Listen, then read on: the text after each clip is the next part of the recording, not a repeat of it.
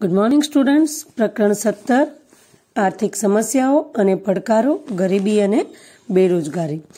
गया लेक्चर में आपणे गरीबी निवारणनी जे व्यूहरचनाओं छे तेना विषे माहिती लीधी छे अने आजना लेक्चर में आपणे गरीबी निवारण कार्यक्रमों विषे माहिती लईशुं के सरकारे गरीबीने दूर करवा माटे निवारण करवा माटे कया-कया कार्यक्रमों हाथ धर्या छे तेना विषे आपणे चर्चा करीशुं। तो टॉपिक तरफ आगळ वधीए। गरीबी निवारण कार्यक्रम पॉवर्टी एलिविएशन प्रोग्राम એટલે કે ગરીબીનું નિર્મૂલન કરવાના ઉપાયોને વ્યૂહાત્મક રીતે સફળ બનાવવા માટે ગરીબી રેખા નીચે જીવતા શહેરી અને ગ્રામ્ય વિસ્તારના લોકોને સીધી અસર થાય તે રીતે વિવિધ કલ્યાણકારી યોજનાઓનો સીધો આર્થિક લાભ મળે તે હેતુથી तथा रोजगारीनी तको पूरी पाड़ीने आवक वृद्धि द्वारा गरीबी निवारणना कार्यक्रमों अमलमां मूकवामां आव्या छे। એટલે કે સરકારે ગરીબી નિવારણ માટે કાર્યક્રમો અમલમાં મૂક્યા છે। શા માટે?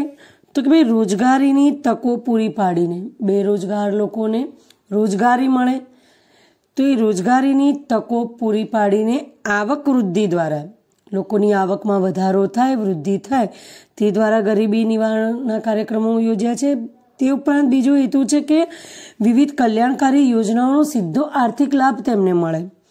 विविध कल्याणकारी योजनाओनुं निर्माण कर्युं छे, योजनाओनी रचना करी छे, घड़ी छे, जेना कारणथी एमने सीधो आर्थिक लाभ मळी रहे। हवे भाई कोने? तो के गरीबी रेखा नीचे जीवता शहरी अने ग्राम्य विस्तारना लोकोने गरीबी रेखा नीचे जीवता शहरी अने ग्राम्य विस्तारना लोकोने सीधी असर थाय ते रीते। तो फरीथी आने समझीए आपणे के गरीबीनुं निर्मूलन करवाना उपायोने गरीबीने जड़मूळमांथी काढवाना उपायोमां व्यूहात्मक रीते सफल बनाववा माटे ए उपायोने पद्धतिसर रीते आयोजनबद्ध सफल बनावा माटे शुं कर्युं छे सरकारे?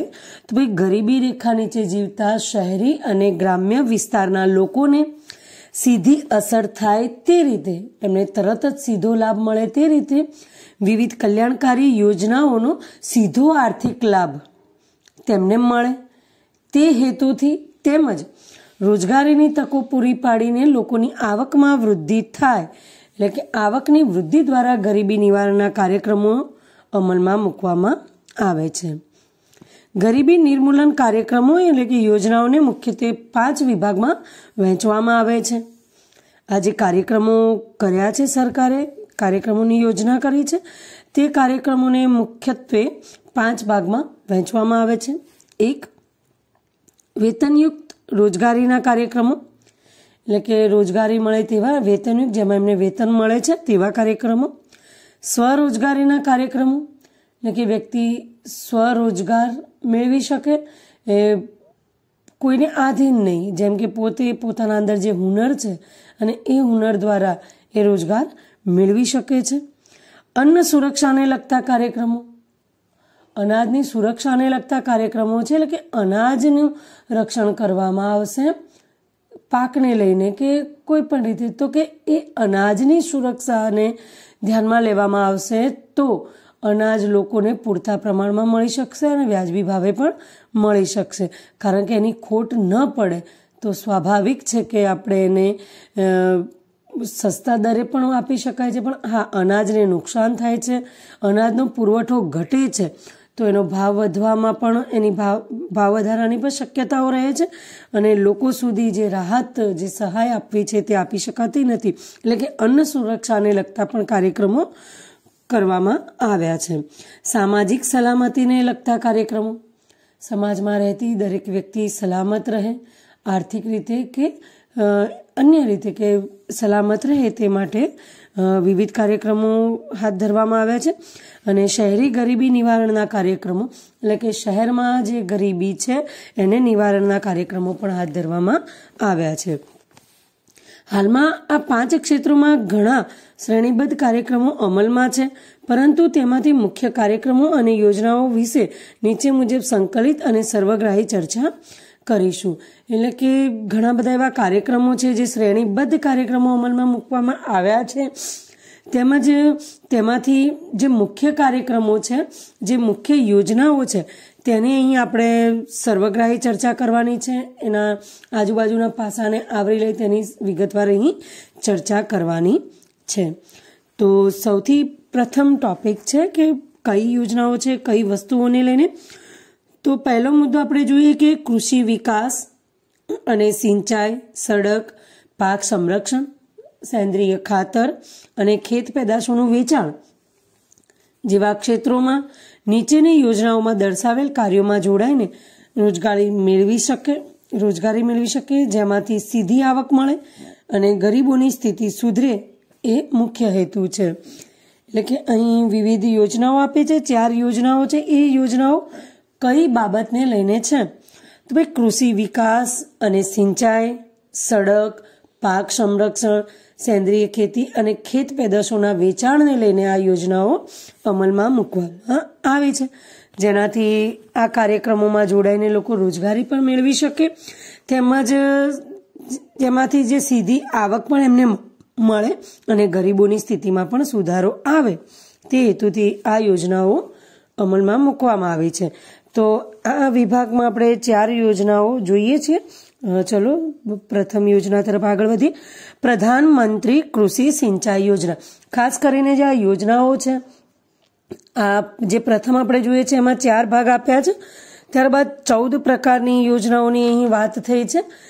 તમારે આ જે કંઈ બી યોજનાઓ છે એના ટાઇટલને ખાસ કરીને જોવાના છે, કે તમે એના ટાઇટલ જોશો તો અંદર તમારે શું લખવાનું છે ને અંદર કઈ કઈ બાબતો આવશે તે થોડો ખ્યાલ આવી જશે. તો પ્રધાનમંત્રી કૃષિ સિંચાઈ યોજના. તો રાષ્ટ્રીય કૃષિ યોજના અન્વયે ખેતીમાં વૃદ્ધિ દરમાં વધારો થાય, કૃષિ સંલગ્ન વિભાગો વિકસે, સિંચાઈની સગવડોમાં વધારો થાય, જમીનને સિંચાઈની હેઠળ આવરી લેવી, ટપક પદ્ધતિથી સિંચાઈ કરવા, પ્રત્યેક ખેતરને પાણી મળે જેવી જળ સંકટને નાથવા માટે નાના, મોટા, મધ્યમ કદના ચેકડેમ ઊભા કરવા જેવા અનેક પગલાં ભરીને ખેડૂતોને ખેતીના જોખમ અને દેવામાંથી બચાવવાનો અને રોજગારી દ્વારા આવક પૂરી પાડીને ગરીબીમાંથી ઉગારવાનો પ્રયત્ન છે. એટલે કે આ યોજનાનો હેતુ શું છે? આ યોજનાથી ખેડૂતોને શું લાભ મળશે? કેવા પ્રયત્નો કરવામાં આવ્યા છે જેનાથી ખેડૂતોને લાભ મળી શકે? તો સ્વાભાવિક છે કે ટાઇટલ છે પ્રધાનમંત્રી કૃષિ સિંચાઈ યોજના. તો આપણને એમ ચોક્કસ ખબર પડે કે અહીંયા કૃષિના ક્ષેત્રે સિંચાઈની સગવડની વાત કરવામાં આવી છે. હવે સિંચાઈની વાત આવે છે એટલે કે સ્વાભાવિક છે કે પાણીના પુરવઠાની વાત આવે, પાણીના પુરવઠાને સાચવવાની વાત આવે અને સિંચાઈની યોગ્ય પદ્ધતિઓની વાત આવે કે ભાઈ કઈ પદ્ધતિ દ્વારા આપણે પાણીનો સદુપયોગ કરીને સિંચાઈ પણ કરી શકીએ છીએ. તો હવે જોઈએ કે રાષ્ટ્રીય કૃષિ યોજનાના અન્વયે એના દ્વારા ખેતીમાં વૃદ્ધિ દરમાં વધારો થાય.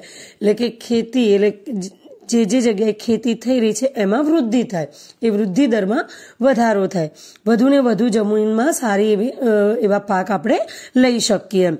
તો કૃષિ સંલગ્ન વિભાગો વિકસે. કૃષિ સાથે જોડાયેલા જે વિભાગો છે તેનો વિકાસ થાય. સિંચાઈની સગવડોમાં વધારો થાય. એટલે કે સિંચાઈની આપણે જાણીએ કે સિંચાઈ વગર ખેતી શક્ય નથી. તો સિંચાઈની જે સગવડો છે એમાં ખાસ કરીને વધુ લાભ મળે. આમ તો વરસાદના પાણી દ્વારા ખેતી થતી હોય છે, પણ ભારતમાં આપણે જોઈએ છે કે વરસાદ અનિયમિત છે, અનિશ્ચિત છે. એટલે સિંચાઈની સગવડ સારા એવા એટલે કે પૂરતા પ્રમાણમાં હોય તો ખેતી ક્ષેત્રે આપણે ઘણી પ્રગતિ કરી શકીએ છીએ. તો જમીનને સિંચાઈ હેઠળ આવરી લેવી. એટલે કે એવી કેટલી જે જમીનો છે કે જ્યાં સિંચાઈની સગવડ નથી તો ત્યાં સગવડ ઊભી કરવી. તેમજ ટપક પદ્ધતિથી સિંચાઈ કરવી. એટલે કે એમાં ખૂબ ઓછા પાણીએ સારી એવી સિંચાઈની સગવડ પૂરી પાડી શકાય છે. હવે એ બધાના માટે શું જરૂરી છે? તો કે પાણીનો પુરવઠો જરૂરી છે.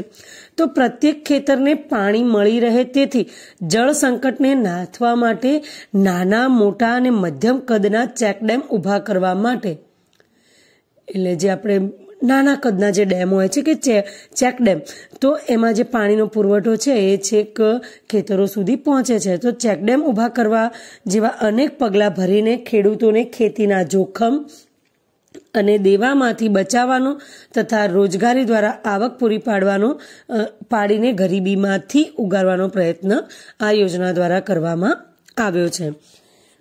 હવે જોઈએ પ્રધાનમંત્રી ફસલ વીમા યોજના. તો પ્રધાનમંત્રી ફસલ વીમા યોજના એટલે આપણે અહીંયા પણ ટાઇટલને લઈને આપણે જોઈ શકીએ કે ફસલ એટલે પાકની વાત છે.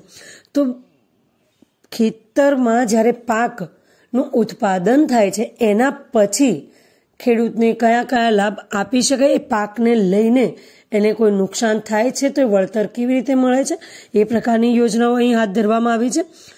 તો પ્રધાનમંત્રી ફસલ વીમા યોજના અન્વયે એટલે કે આ યોજનાના દ્વારા ખેત સુરક્ષા વીમા યોજનાને વધુ સુગ્રથિત કરીને કુદરતી આફતોથી ખેડૂતોને થતી નુકસાનીમાં આર્થિક ટેકો પૂરો પાડવા સહાય કરવી.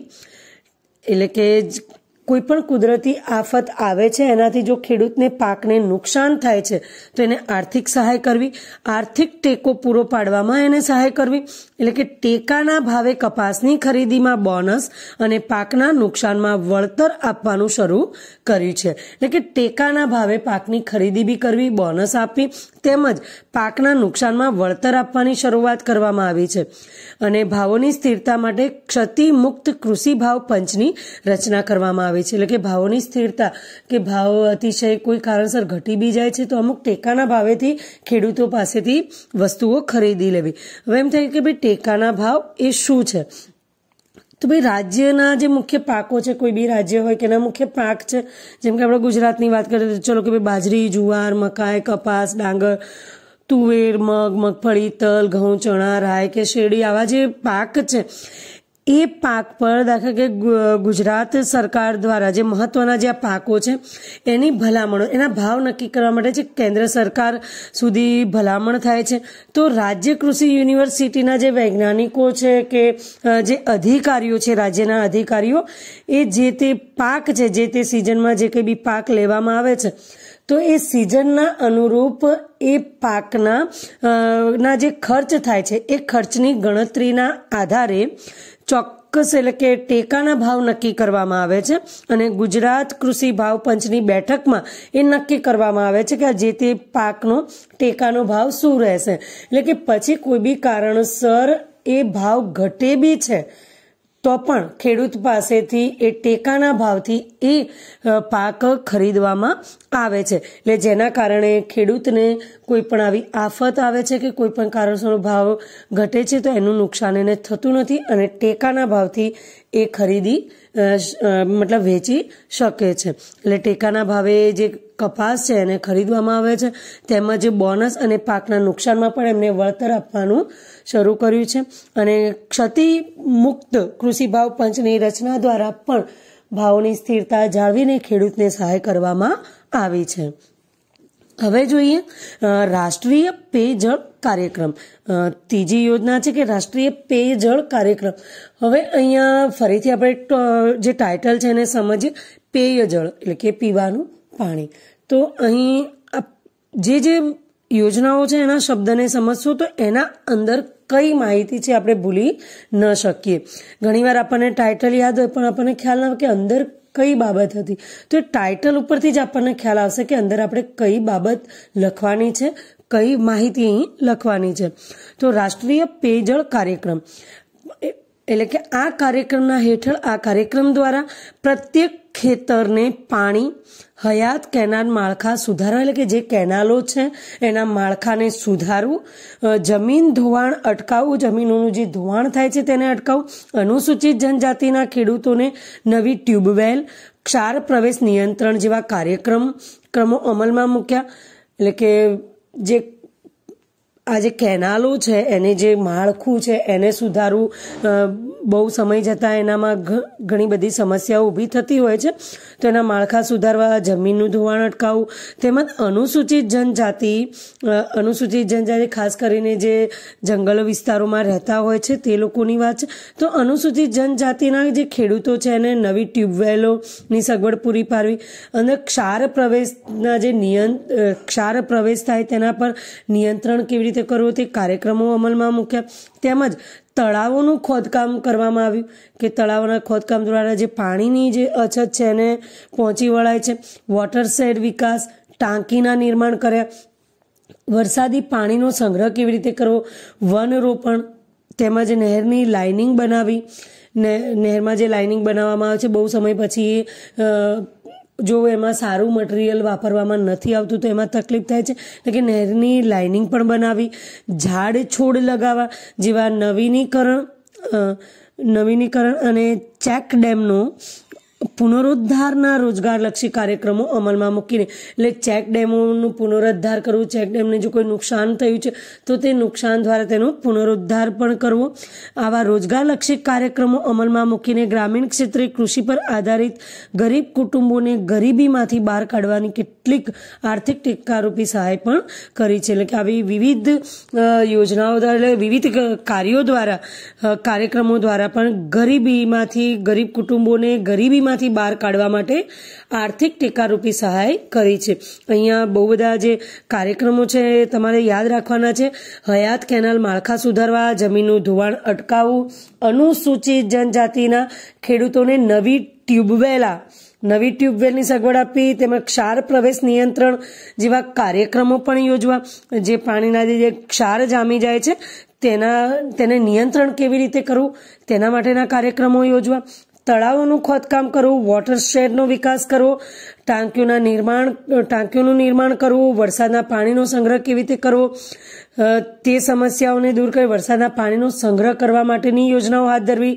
વનરોપણ કરવું, ત્યારબાદ નહેરની લાઇનિંગ બનાવી, ઝાડ છોડ લગાડવા જેવા નવીનીકરણ અને ચેક ડેમનો પુનરુદ્ધાર, એટલે કે ચેક ડેમોનું જે નિર્માણ થાય એનો પુનરુદ્ધાર કરીને રોજગારલક્ષી કાર્યક્રમો પણ અમલમાં મૂકવા. અને આ રીતે ગ્રામીણ ક્ષેત્રે કૃષિ આધારિત જે ગરીબ કુટુંબો છે, જે ખેતી પર આધારિત છે, એવા ગરીબ કુટુંબોને ગરીબીમાંથી બહાર કાઢવામાં આર્થિક ટેકારૂપી સહાય કરવામાં આવી છે અને કરી છે. રાજ્ય સરકારે પણ ખેતી ક્ષેત્રે લાભકારક યોજનાઓમાં ખરીફ પાક માટે તદ્દન નજીવા વ્યાજ દરે બેંક દ્વારા ધિરાણ પૂરું પાડવું, પશુપાલન માટે ખાતરના સંગ્રહ માટેની સુવિધાઓ ઊભી કરી છે. અને કેન્દ્ર સરકારની સિંચાઈના કાર્યક્રમોમાં પણ રાજ્ય સરકારે નક્કર પગલાં ભર્યા છે. એટલે કે રાજ્ય સરકારે પણ અહીંયા કેન્દ્ર સરકારે કે પ્રયત્નો કર્યા છે. સાથે સાથે રાજ્ય સરકારની વાત કરીએ તો ખેતી ક્ષેત્રે લાભકારક યોજનાઓમાં ખાસ કરીને ખરીફ પાક માટે તદ્દન નજીવા વ્યાજના દરે બેંક દ્વારા ધિરાણ પૂરું પાડવામાં આવે. એટલે કે ખરીફ પાક માટે, એટલે કે ચોમાસામાં જે પાક લેવામાં આવે છે તે સમયે ખેડૂતને જ્યારે આવકની જરૂર હોય છે, જ્યારે એની પાસે આર્થિક સહાય એને જરૂરી છે, ત્યારે નજીવા ખૂબ જ ઓછા વ્યાજના દરે બેંકમાંથી એને ધિરાણ આપવામાં આવે છે, જેના કારણે એ ખરીફ પાકનો લાભ લઈ શકે. અને પશુપાલન માટે તેમજ ખાતરના સંગ્રહ માટેની સુવિધાઓ પણ ઊભી કરી છે. અને કેન્દ્ર સરકારની સિંચાઈના કાર્યક્રમોમાં પણ રાજ્ય સરકારે પણ નક્કર પગલાં ભર્યા છે. ગુજરાત સરકારે ગરીબી નિવારણ કરવાના ઉપાયો હાથ ધર્યા છે, જે અન્વયે રાજ્ય સરકાર દ્વારા છેલ્લા દશકાથી ગરીબ કલ્યાણ મેળા યોજી ગરીબોને સ્વાવલંબન માટે જરૂરી સહાય પૂરી પાડવામાં આવે છે. એટલે કે દશકાથી, એટલે કે 10 વર્ષને આપણે જોઈએ છીએ કે છેલ્લા દશકાથી ગરીબી કલ્યાણના મેળા યોજવામાં આવે છે. અહીં ગરીબોને સ્વાવલંબન બનાવવા જરૂરી સહાય આપવામાં આવે છે. કે કલ્યાણ મેળા જે ગરીબી કલ્યાણ મેળા છે એમાં વ્યક્તિઓ જે BPL મતલબ કાર્ડ ધરાવે છે, જે ગરીબી રેખા નીચે જીવતા જે લોકો છે એ લોકો નોંધણી કરાવે છે અને એમને જરૂરી રોજગાર માટે જે કંઈ બી જરૂરી ચીજ વસ્તુ હોય છે તેની નોંધણી થાય છે. અને આ કલ્યાણકારી મેળાઓ દ્વારા તેમને એ વસ્તુઓ સગવડ પૂરી પાડીને એમને સ્વાવલંબન બનાવવાના પ્રયત્નો કરવામાં આવ્યા છે. હવે જોઈએ ઈ નામ યોજના. એટલે આ યોજના હેઠળ શું છે, કોઈ ઇનામ યોજના, તો અહીં પણ આપણે ટાઇટલને સમજવાનું છે. તો ઇનામ યોજના હેઠળ ખેડૂતો માટે રાષ્ટ્રીય કૃષિ બજાર ઊભું કરી જેમાં ખેડૂત ઓનલાઈન પોતાના ઉત્પાદનની સૂચિબદ્ધ કરાવી શકે. એટલે કે જે તમે અહીંયા જો કે વચ્ચે ડેશ આપ્યો છે, ઇનામ યોજના, ઈ નામ યોજના, એટલે કે આ યોજનાઓ ખાસ કરીને અત્યારની જે ઇન્ટરનેટને લઈને જે યોજનાઓ બહાર પાડવામાં આવી છે કે જે ઓનલાઈન ખેડૂતો જે માહિતી લઈ શકે છે અથવા પોતાના પાકને લઈને જે લાભ લઈ શકે છે તેની વાત છે કે ઈ નામ યોજના હેઠળ ખેડૂતો માટે રાષ્ટ્રીય કૃષિ બજાર ઊભું કરી જેમાં ખેડૂત ઓનલાઈન પોતાના ઉત્પાદનોને સૂચિબદ્ધ કરાવી શકે છે. વેપારી કોઈ પણ જગ્યાએથી તે ઉત્પાદનની બોલી લગાવી શકે છે. એના દ્વારા એ વચેટિયા અને દલાલોથી થતા નુકસાનથી ખેડૂતને બચાવીને વધુ ભાવરૂપી વળતર મળે અને હરીફાઈથી વધુ આર્થિક લાભ મળે તે યોજનાનો હેતુ છે. એટલે પૂછી બી શકે છે કે ઇનામ યોજનાનો હેતુ શું છે અથવા ઇનામ યોજના વિશે જણાવો. તો કે ભાઈ ખેડૂતો જે રાષ્ટ્રીય કૃષિ બજાર જે ઊભું કરવામાં આવ્યું છે તેમાં ઓનલાઈન પોતાના ઉત્પાદનોની સૂચિબદ્ધ કરાવી શકે છે, ઓનલાઈન રજીસ્ટ્રેશન કરાવી શકે છે. ત્યારબાદ વેપારી કોઈ પણ જગ્યાએથી તેના ઉત્પાદનની બોલી પણ લગાવી શકે છે. એટલે એના લીધે જે વચેટિયાઓ છે, જે દલાલો છે, એના નુકસાનથી ખેડૂત બચીએ છે અને વધુ ભાવરૂપી વળતર પણ મળે છે અને હરીફાઈના લીધે આર્થિક લાભ પણ તેને મળે છે. તો આ યોજનાઓ જે છે ખાસ કરીને ખેતી, સિંચાઈ, પાક સંરક્ષણ, સડકો તેમજ ખેત પેદાશોના વેચાણને લઈને આ યોજનાઓ હાથ ધરવામાં આવી છે. હવે જે અન્ય યોજનાઓ છે તેની ચર્ચા આપણે નેક્સ્ટ લેક્ચરમાં કરીશું. આજના લેક્ચરમાં આપણે જે 4 ટોપિક જોયા છે તેને સમજીને આજે તૈયાર કરો અને બાકીની જે યોજનાઓ છે તેના વિશે આપણે નેક્સ્ટ લેક્ચરમાં ચર્ચા કરીશું. તો હવે મળીશું નેક્સ્ટ લેક્ચરમાં નવા ટોપિક સાથે. ત્યાં સુધી રજા લઈએ. Thank you.